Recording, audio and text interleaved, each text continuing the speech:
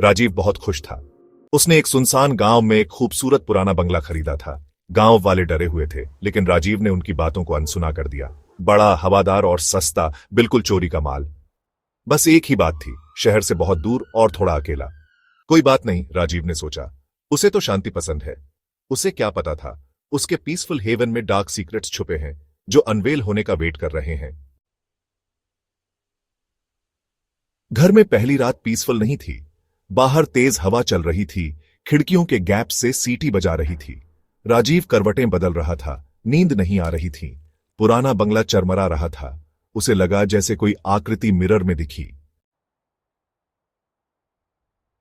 अगले कुछ दिन नॉर्मल थे और राजीव रिलैक्स हो गया। वो सोचने लगा, मैं सही था। गांव वाले बस सुपरस्टिशियस हैं। लेकिन एक रात मिरर ने अपना सीक्रेट रिवील करने का सोचा।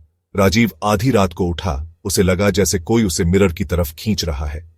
वो मिरर की तरफ चला जैसे किसी ट्रांस में हो। जैसे ही उसने डस्टी मिरर में देखा, उसकी रूह कांप गई। इस बार रिफ्लेक्शन में जो आकृति थी उसमें कोई शक नहीं था।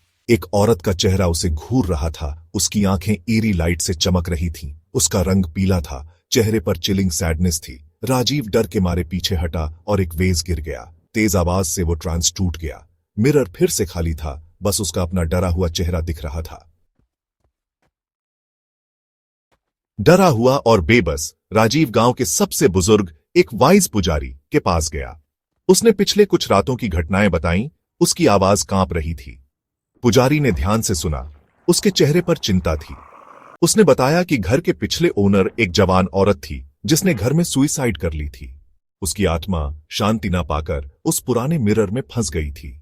वो शांति चाहती है, पुजारी ने धीरे से कहा, और जो भी उसकी आंखों में देखता है वो अपना एक हिस्सा उसे दे देता है। उसने बताया कि लाल आंख और पलक के पास की क्रैक श्राप की निशानी है।